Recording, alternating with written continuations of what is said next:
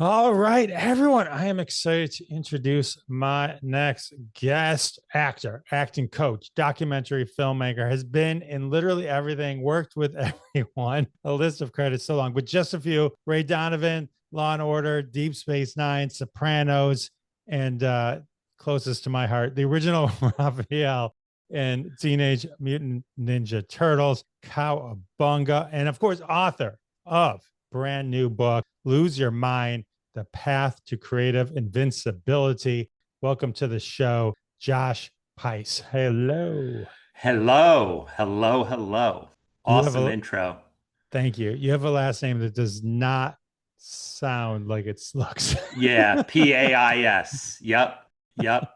It's one of the most mispronounced names. Yeah, and I was just in Portugal not too long ago, and they said, "No, your name is pronounced Paish." So, you know, everybody's got their own way of saying it. Everyone's got their opinion.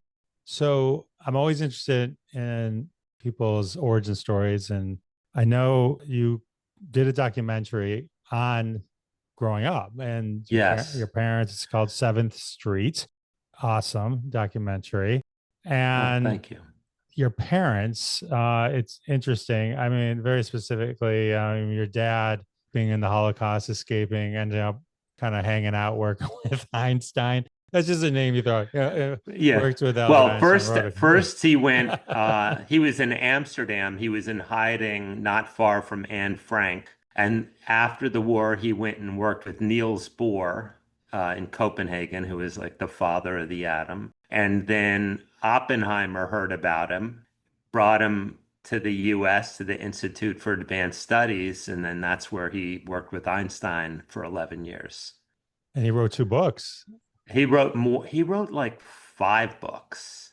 all on Einstein. No, Okay. two on Einstein, one on Oppenheimer, one on Niels Bohr, and then several books full of essays about different scientists. Amazing. So your Yeah. dad was a genius. And then I'm sure your mom was a genius too, but she was also very artsy. And My so mom was an absolute free spirit, bohemian, partier. Everything was, it was all about making art in making your life art, having fun, whereas my dad was very structured and, it was just at times growing up, it was like, this is so schizophrenic in a way, these two polar opposites. But now it's just, I see the blessing of it that I really have both of those elements. I have a sense of structure, and within that structure, I let it rip as much as possible. talk about in this documentary kind of their divorce and Yes. then living one in the Pashy Yes, in the and poshy Upper East Side. then And then that was Alphabet my City. dad. And then my mom lived in Alphabet City, which, if anybody doesn't know what that is, it on the east side, the Lower East Side of Manhattan, it goes Second Avenue, First Avenue, and then it's A, B, C, D. And those are the alphabets. And when I was growing up, it was the most violent, creative, wild, drug fueled neighborhood in the city. I mean, it was when I was a kid, it was all heroin and acid. As a kid, at 9, 10 years old, I'd come down my stoop and there'd be somebody OD'd on the stoop. And we just all did this. You slap the person a little bit, you put their arm over you, over your shoulder, and you walk them up and down the street. Because if they go to sleep, they're never going to wake up. And it was not considered heroic, or it was just normal. It was just what we did. It seems so bizarre today in a sense, but that was just, it was a drug world. And it was also a place where artists like my mom could afford to live. And so it was like this combination of multi-ethnic, creative, violent, vibrant, just an amazing, everything was out in the open.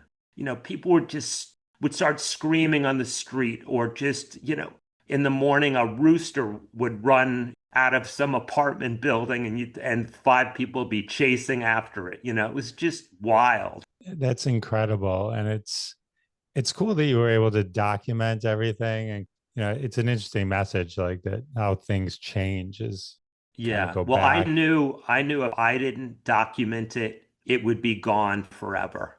And I got the smallest crew, that I could afford, and we just went out and actually shot it over a 10-year period as the neighborhood went from being run by drug lords to becoming a real estate venture. In the middle of filming, the biggest drug lord in the east coast of the US threatened my life. And he said, I respect you, because he knew I was a Ninja Turtle.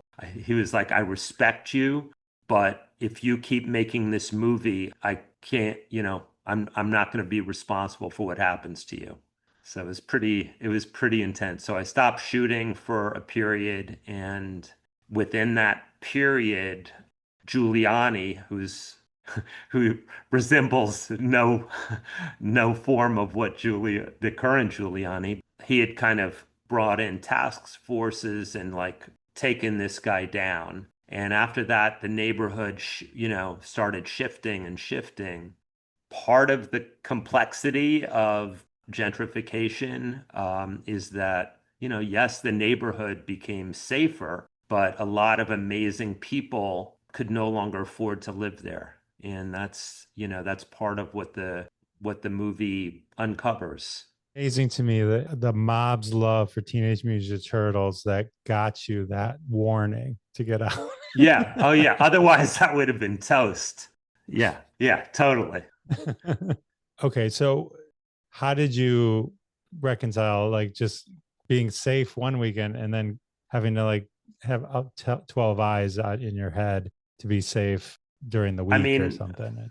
another bizarre normalcy was just getting mugged regularly. Like it was not, it was just like there's a form of getting mugged in Alphabet City. And then and then I went to the Little Red Schoolhouse on Bleecker Street, and that was all the hippie kids. Right across the street was Our Lady of Pompeii, which was the mafia kids, like all the Italian kids, all connected to, their parents were all mafiosos, and they terrorized us. We'd be, playing basketball, and they would come and they were like, take your shoes off, because we were hiding 50 cents in our socks, and they were on to us. And so it was just like, it was kind of normal. It was just like, this is what what it was at that time growing up in New York. When this guy threatened my life, I was most concerned about my son. But I stopped shooting. You got to follow the rule. What was he afraid of that you were He uncovered? was, in his mind, he saw somebody filming as something like an expose, like I was trying to, uncover what he was doing. Like that's how he took it. It was really I wanted to document these amazing characters. And at that time, there were tons of stories that would just come out about him, about like, police would roll up and somebody would come and throw a bag of cash in the back seat, just so that, and they drive off just so that he was getting protection from the police. And the interesting thing about this guy was that he did so much for the community. Like he would take kids out on fishing trips, and he was a black belt, and he ran a karate school for the kids in the neighborhood, all for free. And he also they wouldn't start dealing until 5 p.m., when the kids were supposedly gotten home from school. And he also provided protection in a sense, because he didn't want there to be incidents on the street. He didn't want somebody to get mugged on his block because he didn't want the police to come. So, and it was a very intricate process. He would stand on this stoop and he had people on different building tops positioned all throughout the block. If a stranger came on that they didn't came on the block, or if the police were coming around the corner, they would just go, homeboy, homeboy. And that was the code. And they would shut down the operation like in a heartbeat. And then the cops would pass or whoever they might be concerned about. And then it would just pop right back up. It was very organized. That's why they call it organized crime. I guess so. Yeah. It was truly organized. Yeah.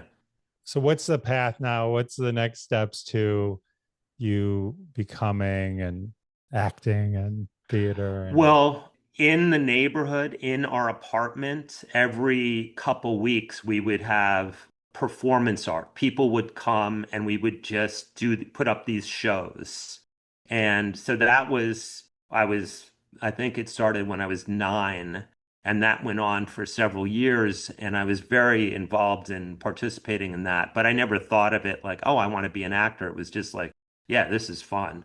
I was also interested in animal behavior, and my dad hooked me up with various animal behaviorists. And ultimately, I was like, no, I really want to be an actor. And so I started training, and I got very interested in impulse and how can I be spontaneous, because it would sometimes happen and sometimes not. And it seemed like I had no control over when I snapped into the moment and was just spontaneous as an actor. And so I went on a journey of training with people from all over the world that were very interested in spontaneity and creating from impulse. And so that's how it started. And then I started out doing theater in basements, in the East Village.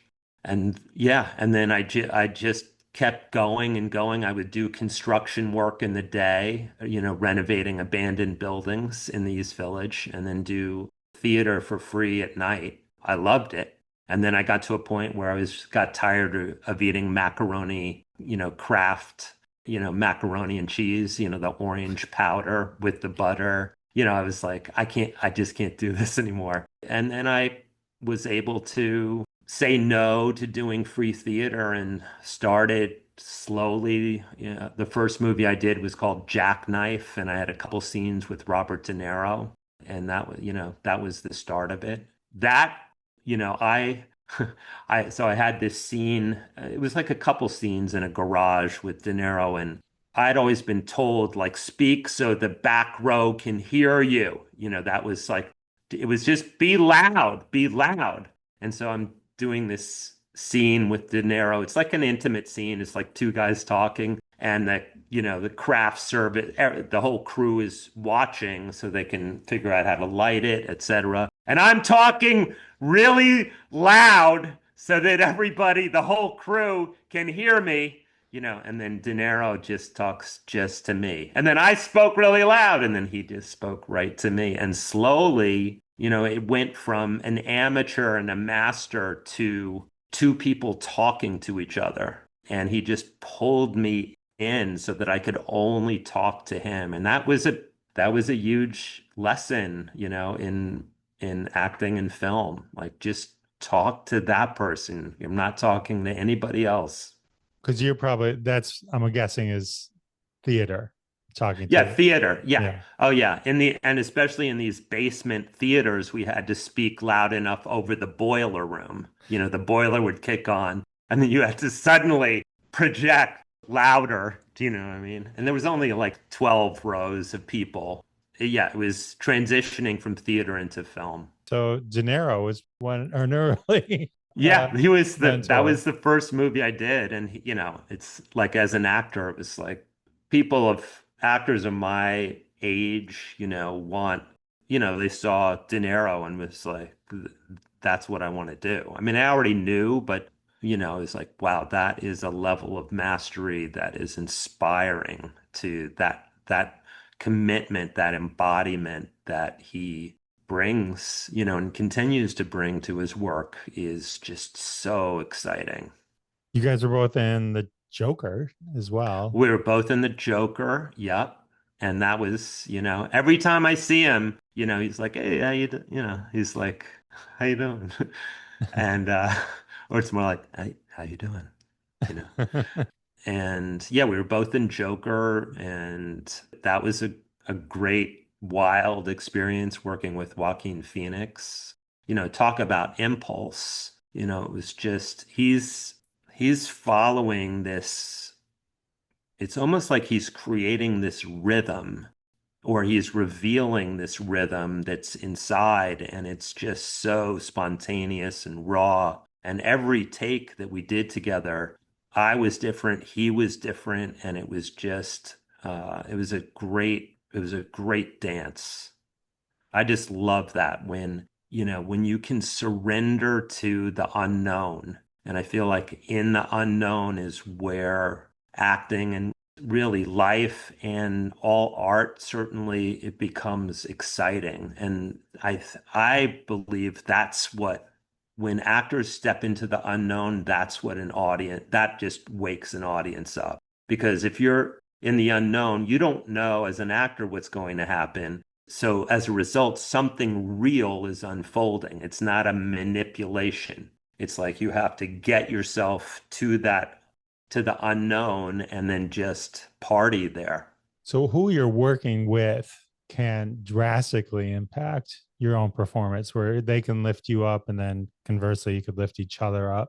Absolutely. Yeah. I mean, the best actors, like I'm just thinking like I did this movie with Molly Shannon, and we had, so many scenes together, and we would just be talking about kids or about the world or goofing around right up to when Mike White directed this movie. It's called Year of the Dog. Right up to where Mike would say action, and we would just not nothing would be then suddenly put on and presented. It was just bringing ourselves right into the work. And then there's certain, times where if I'm playing a more intense character, I have to bring that energy in and then see how it collides, with the other, like with Stu Feldman in Ray Donovan. I had to bring my energy and Liev had his energy, and then it was like how are these atoms going to smash into each other and make the scene? That's amazing. Yeah, I mean, you're just dropping names left and right, but like you've worked with I like, can't help it. no, These are I the mean, I people love I've it. I worked love with. it. I love it. Yeah. It's great. So I do call up Mike White and go, hello, White Lotus. I'm your Yes. guy. Yes. I did that for the first two seasons. I said, Mike, if you need a waiter, I don't even need lines. I just want to be on that show. And he was like, oh, Josh, it hasn't happened yet. I feel like that And show's got some legs, so there's time. yeah. And Mike we just had so much fun working together. Like sometimes, like between takes, he would come up and it was almost inarticulate, but it was fully clear. Like he would go like, "Ah, try," and then I'd be like, got it. It was a phenomenal, interesting way of receiving information, but it so landed in me. Is Molly Shannon just as hilarious just when the camera's not rolling? Yeah, but she's also really deep and beautiful and thoughtful and vulnerable. It's all of that. Especially with that movie, it was, she plays a really vulnerable, somewhat disturbed character, and she played it. She didn't play it for laughs, but there were laughs that came out.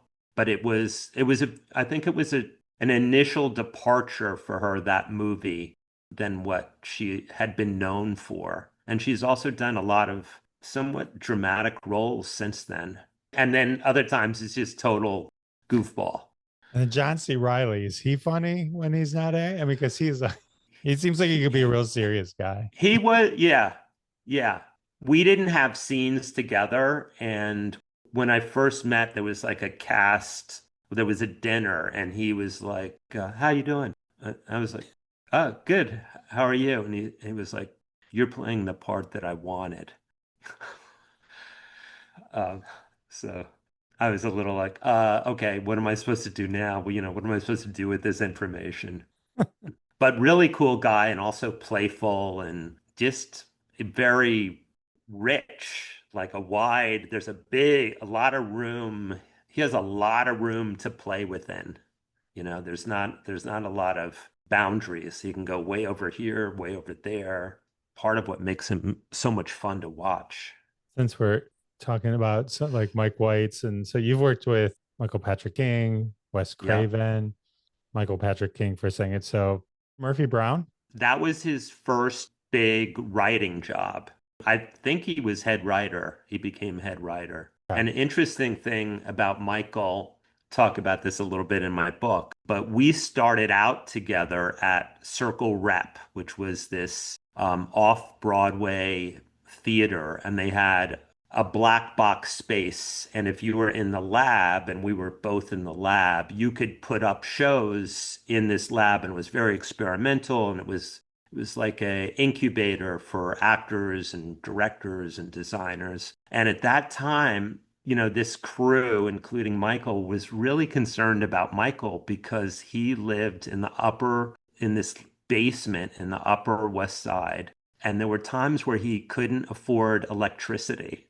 And we were like, everybody was like, oh God, what are we going to do about Michael? And then cut to years later, I got offered a part on Deep Space Nine playing Cousin Gala. And I reached out to Michael because at that time he was writing on Murphy Brown, or he might have been onto the next show. But no, he might have been started on Sex and the City at that point. And I reached out to him and I said, can I stay at your place? He was like, definitely. I got plenty of rooms, and I went out there, and I put my bag in one of the rooms, and he said, Josh, I just got this, and he just told me this enormous amount of money, especially at that time, from HBO. I just got this amazing deal. And what was so amazing about him telling me that was he was so excited that it made me feel, it opened up a sense of possibility with me. Whereas some people, when they talk about something, they're a bit contracted, or they're trying to use it to leverage positioning in some way, which leaves people feeling diminished. But I learned so much in that moment of just being enthusiastic about what you've created or what's going on in your life. And that I think so many people think, if I do that, it's going to make other people feel less than. But it just made me feel, like, wow, this is that it wasn't even a possibility in my mind that you could make that kind of money making art. It's funny when you were think of Michael Patrick King now and you go, oh, he couldn't afford electricity. Because I Yeah, mean, that guy is he can afford electricity yeah, now. he can afford all of our electricities. But you were on an episode of Sex and the City, and Yeah, I was on the second episode. I played the modelizer. my wife is obsessed with that show. I've Yeah. seen every episode. Just Yeah, no, boxing I watch it for, to keep my or wife company, yeah. Yeah. for the articles. I watch it for the Yeah. articles. To be a responsible podcaster, I uh, feel I have to keep in touch with. I feel there. Then you worked with Wes Craven a couple times. Yeah, a couple times. Yeah. Yeah, I did a movie called Music of the Heart, which was his first departure. The Scream franchise was doing really well, and he said, I'll do another one if you let me do this other movie, which was Music of the Heart, which was something that was very close to his heart. And it's about Meryl Streep plays, well, I guess she played it, this woman who is running a music program in a school in Harlem. And I'm this guy who's works as in the principal's office and just feels like, what is this art stuff? And I'm constantly trying to tear down Meryl Streep. But was amazing because was such a sensitive, like really beautiful guy, and had a sense of humor. Like I didn't see any I thought, I was a little scared, but he was just the greatest guy. And it was so great, working with Meryl Streep and she, I mean, I remember one day filming and I write about this in the book, where maybe I was being a little too serious about myself as an actor. My character was serious, and so we were doing this scene, and she was off camera for me, and so she had her back to me. I just figured she was doing something, and then right before action, she turned and and I had the first line, and she had put a piece of tape, scotch tape, that was in this on the set from her nose all the way up to her forehead, if you know that look, where your nose is sticking up that way. I didn't crack up, but it heightened me and loosened me up. As soon as Wes called, cut, like we all just fell on the floor laughing. I felt like it was a lesson in keeping it loose. It was like it was a prank, but it was also I took it as a lesson as well. Like just keep it loose. And then when we were doing ADR looping for Music of the Heart, we finished looping and Wes said, I want you to be in Scream 3. And I was like, what? And so, yeah. And then stepped into Scream 3, which was a total blast. It was so trippy, like walking onto the set of that movie. And, it was like, because all those characters from the first two movies, it was very trippy. It took me, like, the first day was bizarre talking to Courtney Cox and Arquette, and then I settled into it and had so much fun. Oh my God. And we would meet in the Wes's trailer on not always, but now and then we'd all go into his trailer because he hadn't fully figured out the end of the movie. And we would all brainstorm about where it's going and who could be the killer. And we didn't know. I think Courtney knew, but we didn't know who the killer was, which just also added an element of excitement to the process. That's pretty cool. Yeah. Interesting approach. So now I dropped Courtney Cox, Yeah. David Arquette, Wes Craven. Yeah, I'm when really name when I do the dropping. video, when I release the video, I'll have the names Yeah, pile right. up right here as we're going. Yeah, and just put what a name dropper. Yeah. I love it. No, because like my friends always tease me because I do the same thing. Like where you just work in, like, you're Hmm. very good. Yeah, it's very subtle. It's very subtle. So the no, I love it. I do love it. Let me ask you, so Deep Space Nine, Yes. are you able to leverage the Star Trek fandom? Do you ever go to like a Star Trek thing or Ferengi? So Yeah, I'm not really looking to leverage that necessarily, but for years and years, I never did a Comic-Con. And then a couple years ago, I started doing one or two a year. And there's definitely, people are definitely into that. And, oh, you were Cousin Gila? It's mostly when I do those, it's Teenage Mutant Ninja Turtles, Deep Space Nine, some Law and Order, some this movie Teeth. Did you ever see Teeth? I never saw Teeth. Oh, you got to see Teeth. It's a great movie. It's about Jess Wexler plays this woman, this young lady, young woman who has vagina dentata, and I'll just leave it at that. And I'm her gynecologist. Okay. Okay, are you looking up vagina dentata? I was looking up the movie real quick. So Oh, okay. yeah, all right. You went. I was thinking my head went to dentist before you said that, but Right. Wrong profession, apparently. Okay. Well, teeth, but just Yeah. not in the mouth. Yeah. I think everyone just bailed on the podcast and is looking Okay. it up right Or they're like, hey, wait a minute. What did he just now. say? Let me No, I meant they rewind. went to go watch it.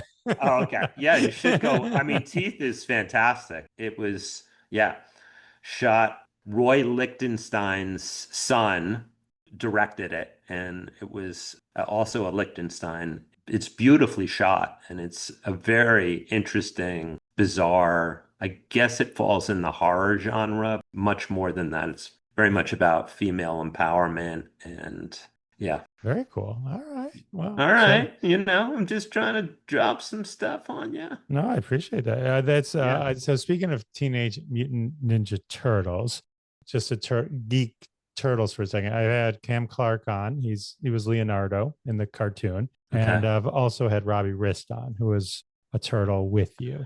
Well, he did The the voice, voice. Yeah, yeah, yeah. the voice of Michelangelo. You Yeah. were Raphael, And I was the only person that was in the suit and it was my voice. which is cool. That is, I mean, that's an I'm proud of extra. that. It's an extra level. Is there a It's reason an the extra, other like ones didn't? what level would that be? Like Uh, 7 or I mean, on 4? a What do scale you of 10, that'd be like 20. Oh, wow. Yeah, Oh, no, that's a big deal because wow. the other ones were just This is a good podcast. well, I mean, like, is there a reason the other ones didn't go in the suits, or is it Uh, did you have certain well, skills? I mean, I think the guy, well, I don't want to, I'm not going to, I think everybody that did the voices was phenomenal. I don't know. I think the guys, Leonardo was actually a British actor, Dave Foreman. So he couldn't have done it.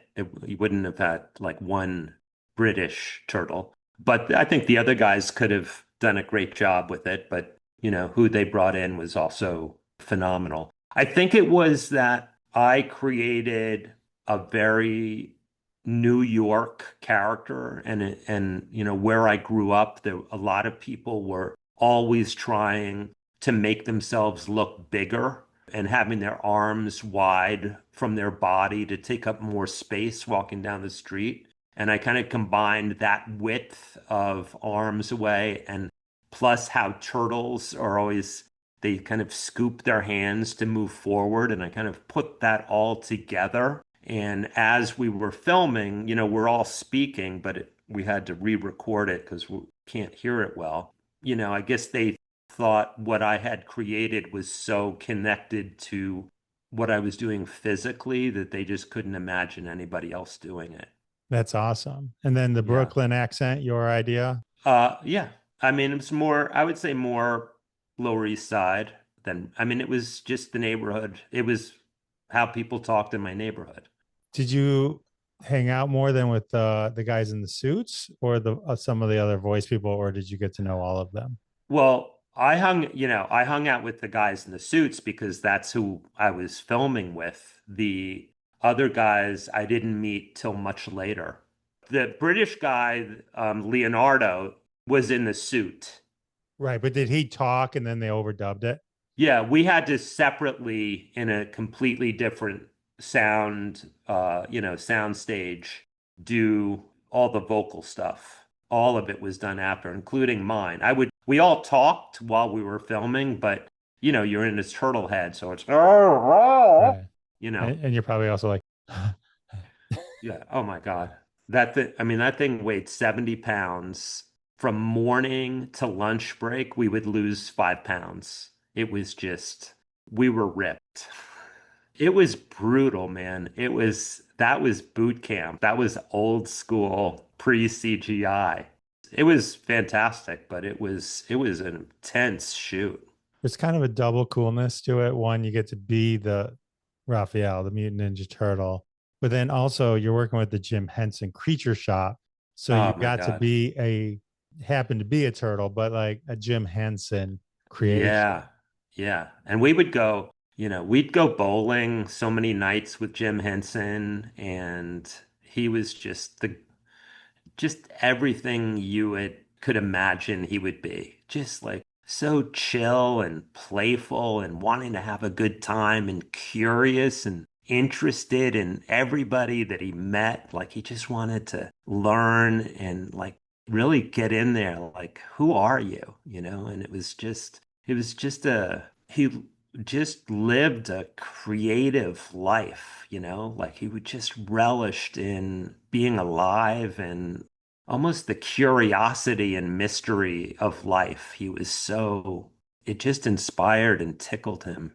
Jim Henson was amazing. I mean, when you talk Oh about my people God. gone too soon, I mean, that's Yeah, I agree on that. Yeah. doing all that. This movie, I was like in college and I saw this movie. I can't remember how many times I saw this movie in the theater. Yeah, I'm surprised they don't own the poster because I collected movie posters. I mustn't have ever been able to find it because the poster for this movie is killer too. it is. Yeah, it's really cool. It's a great, You great. can get them. You can get them. I They're like to get real ones. I always collect like I get like I'm sure I could get. I'll wait till you're at a Comic Con and get a small version and you can sign. yeah, yeah. Okay, you got it. So all right, so Sam Rockwell was in this as well. Yeah. He Yeah. was And Sam and I did several movies together after that, particularly Safe Men. Do you know about that movie? I don't. You're giving me a good list of stuff. You'll love this movie. It's such a cult classic. I mean, it was me, Mark Ruffalo, Sam, Steve Zahn, Paul Giamatti, Michael Lerner. You know, it's this safe. Me and Ruffalo are real safe crackers, and Zahn and Rockwell are these fake safe crackers, and they're being forced by the mob to rob banks, and they rob these safes and they have no idea. And that's why it's called Safe Men. But it's people that have seen that movie, they just love it. It was John Hamburg's first movie. And now he's directing the third or fourth Meet the Parents. You Oh know, and wow. he wrote the Meet the Parents movies, and great guy. That's one of those. So that was in Oh wow, I just did 1998. a whole other batch of name dropping, I know didn't that I? was you're I'm really good at I'm this. really hitting it You're really today. good. Really. But that was 1998. That's It's always funny when you look back at movies where they could never afford to bring these people together Yeah, no, totally. again. We were all, Yeah. yeah, we were all, That, early on. that's all right. I'm going to put that on my list. You need to call Mike White because Sam Rockwell was just in Yeah, White right. Lotus. So Yeah, yeah, yeah, you should go down the list. Yeah, the Safe Men cast list. we got to get you in there. I'll start a petition. We'll start an online thing. Okay, thank you. And then the other voice of note with Mutant Ninja Turtles was Splinter was Right. Elmo, Yes, Kevin Kevin Clash. Clash. Yes. He's a pisser to hang out with because he just, all, slips into all these voices. Great guy.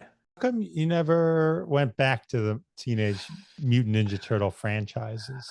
I didn't, all the other guys kind of kept going and then started doing other kind of creatures and in that. And that wasn't my path. When the second one was happening, I was recurring on Law and Order, the mothership, which means it was the very first Law and Order. And I was doing theater, I'd done some Broadway, and I just felt complete after doing the first one It was definitely that the I best one. definitely, Definitely. definitely. Well, that is what everybody says. It was a special movie. Yeah. Oh, and you were in a scene with yourself. That was of it. Yes, yes. I'm a guy in the back seat of a taxi going, how do we get to LaGuardia or whatever that line was. And then Raphael in costume rolls over the front of the cab. We all had little moments like that. The Right. pizza guy, that was Michelangelo in the suit. So we all had little moments like that. Nice. The only name we haven't mentioned, Donatello, Corey Feldman. All I right. didn't want to name drop anymore. But you were in Law and Order, Mothership, and Special Victims Unit, and Criminal Yeah. Intent. You've made the Yes, rounds. I have. Yeah. That's probably by law if you're an actor from New York, though, right? Yeah. Yeah. It's Yeah. like training. And it Oh, was, like the first couple seasons, I mean, that set was, it was so testosterone filled. It was like, all right, you're going to come in here, come down the aisle, turn around, say the line, and then go out that way. Like it was like, okay, okay, okay, you know. And it was all like everybody was, it was great, but it was like intense, and do it fast, in and out. Like, you know your lines, right?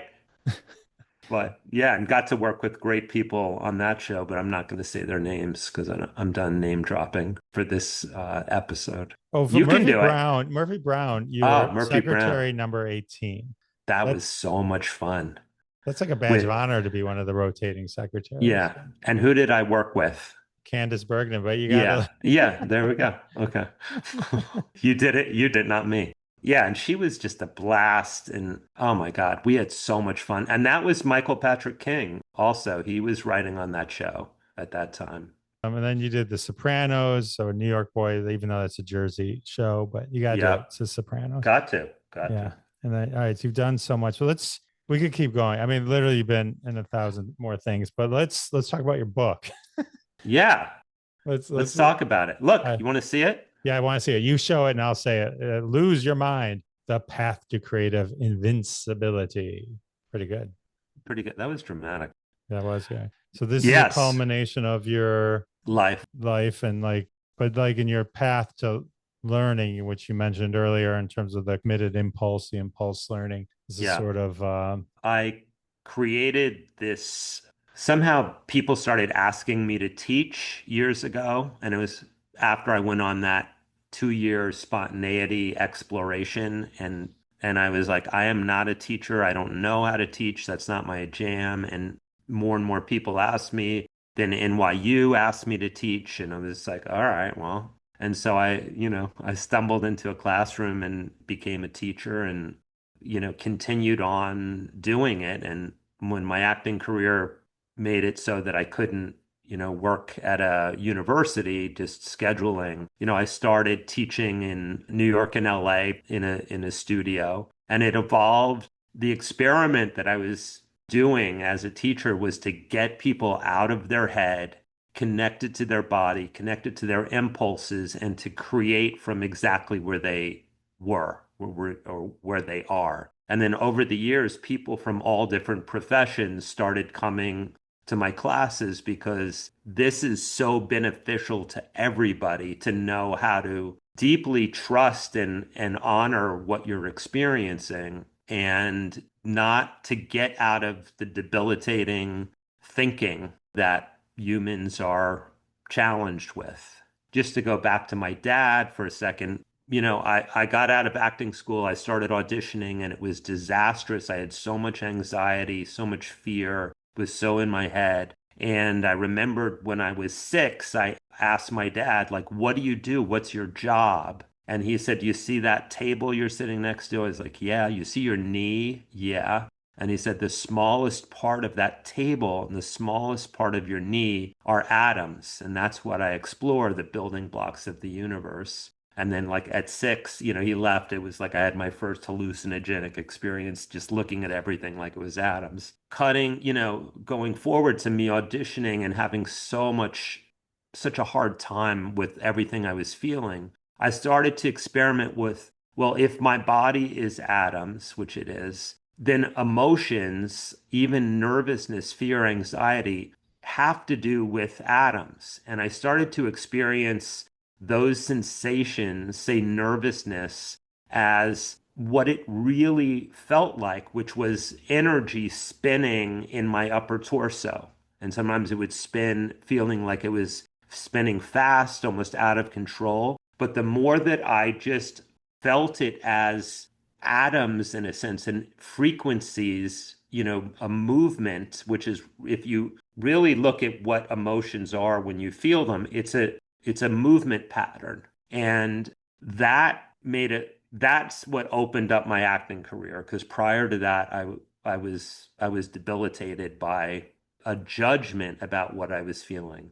One thing in the book is that I talk about the greatest myth of our time, which is that It's a belief system that there are good emotions and bad emotions. And that's what screws everybody up. And that has a huge impact on the world. Because if you hold something as bad that you're feeling, you're going to naturally suppress it. And as soon as you suppress it, your attention has to go somewhere, and you're going to start listening to your mind telling you you're not good enough, you suck, everyone else is getting ahead, you're too this, not enough that. But by staying in the body, increasing your tolerance, and this book is about one of the many things is increasing your tolerance for your full range of body sensations so that you don't have to manage anything. And that is for everybody incredibly valuable. Anybody that has an audience, and that could be a coach, it could be a doctor, it could be a public speaker, it could be even a podcaster. Wow. Even, Wow. This is deep. even me. Even you, man. No, but just in our conversation, you're so genuine and it makes it so compelling to listen to. Yeah, so this book is, I think it's going to offer a approach to experiencing emotions from a completely non-psychological place. And it really, and I've been teaching this for 3 decades, and it just frees people up. I want people to experience creative invincibility, which is no matter what you're feeling, no matter what thoughts in your head, you have full access to your creativity. That was a good rant. I tore it up there. You did. That was amazing. And you know who loved this book? Ed Norton, Parker Posey, Jeff Daniels, Yeah. Gary Russell. They all gave you really Yeah, nice quotes. I Yeah. got them advanced copies, and they've written some really beautiful, beautiful words. Who I'm tricking you into naming famous people again. Who have you worked with and taught? Um, I mean, yeah, Elizabeth Olsen, for example. I don't want to get into everybody, but it's Scarlet Witch.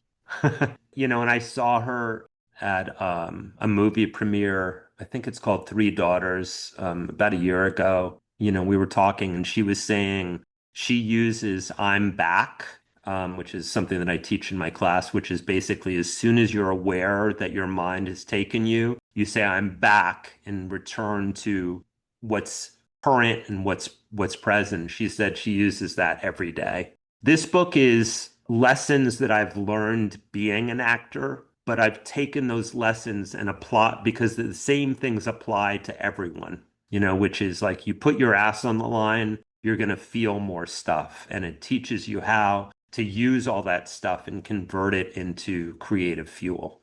It's a great book. It's very well written. I Thank you. I read through it. I have to read through it again because, admittedly, when I was reading it to so I would have an understanding of it for when we talk. And I so appreciate that. I only had so much time to do it. And there's a lot of like lessons you can do and takeaways from the different chapters. So it's Yeah, definitely it's something. a workbook as well as, full of stories and Some of which I and a lot of grabbed and yeah, prompted. Like that's how I knew yeah. it. Yeah. And uh, there's a fair amount of name dropping, but not too much. no, it's really good. And then I just went to look at the Amazon posting, and like the opening line is the personal development industry doesn't want you to read this book. Yeah. Well, because there's so many books out there about how to get rid of anxiety, how to get rid of fear forever. And all those sensations they're built into our DNA. We're designed to feel all this stuff. And it screws people up to think that any natural body sensation is bad. And that it creates neurosis, and it creates addiction, and it creates a lot of serious problems in the world, because if we can't tolerate ourselves, we start doing all kinds of crazy shit. If anyone has a hesitation, Josh, if the professional personal development industry comes after you from buying this book, Josh will protect you, Alphabet City style. He's got you have his Yes, full protection. yes. And if I suddenly disappear, go to the personal development industry. That's awesome. Well, best of luck with this book, and thanks for sharing all these amazing stories with me. This was so much fun. Thanks. I had a blast too. It was great Yeah. hanging out with you. Yeah, you too, man. So all the best. All right. Well, let's plug where you can. Let's plug the book one more time. Is okay. Okay. Maybe some people have heard of Amazon. It's it's on the internet, and there's Barnes and Noble. Wherever books are sold, you can get this. It's everywhere. You can get it on Audible. I read the Audible. You can get it on Kindle. If you go down to Avenue D, you can get it for a third off. If you go into the abandoned building on the corner, go down to the basement all the way back, and there's a couple copies there as well. If you want to Perfect. save $3. You may not make it out, but But it's you'll have worth the it. $3. You'll So have the $3 if you get back outside the building. Yeah. amazing. I'll put links to the book in the show notes. Great. And all the goodness, your Instagram and all that kind of good stuff as well. So people Sweet. can keep up with you, get the book. Yeah. Come say hi. Read the book and then let me know what you think. Yeah, leave an Amazon review. People read Oh, those. yeah, do Yeah. that. If you People do that, then I'll track you down and give you a kiss. Josh, thank you very much for hanging out. Thank you. This was awesome. Have a great day.